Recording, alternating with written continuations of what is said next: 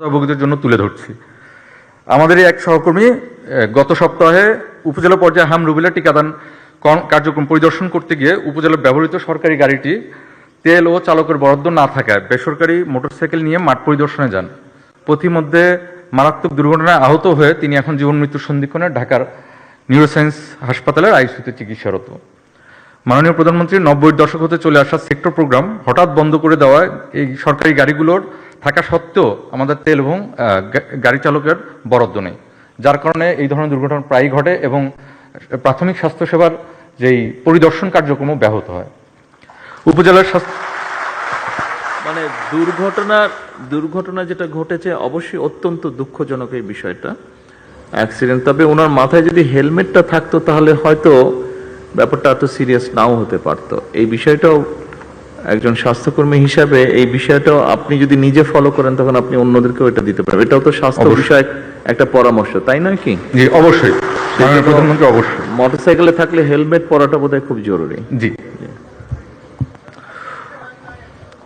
উপজেলার স্বাস্থ্য ব্যবস্থা তদারকির জন্য ব্যবহৃত গাড়ি ও ড্রাইভারদের টিওএনডি ভুক্তকরণের ব্যবস্থা গ্রহণ।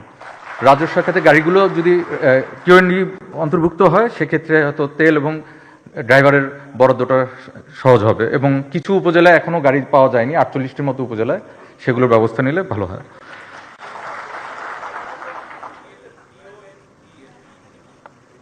ট্রান্সপোর্ট অধিদপ্তরের আন্ডারে রাজস্ব খাতে।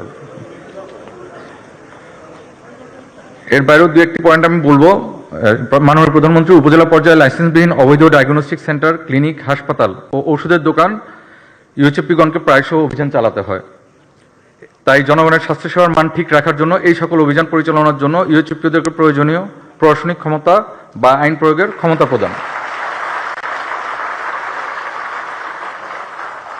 মাননীয় প্রধানমন্ত্রী পদোন্নতির ক্ষেত্রে ইউএচএফপিদের জাতীয় পে স্কেলের ৬ষ্ঠ থেকে ৫ম গ্রেডে ৫ বছরের চাকরিকাল বা ফিডার পিরিয়ড কমিয়ে ২ বছর করে নিয়ে আসার জন্য অনুরোধ জানাচ্ছি।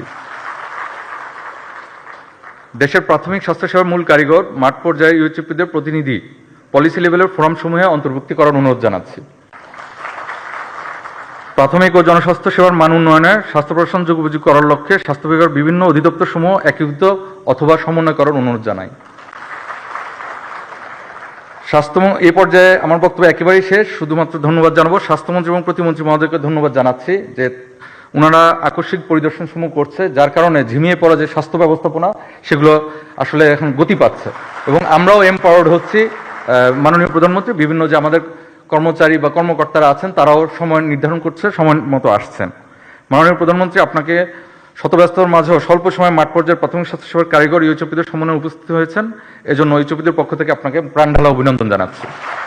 এবং পরিশেষে প্রতি বছর এই ইউএচএফপি সম্মেলন করবার জন্য আয়োজন করার জন্য আর্জি জানাই।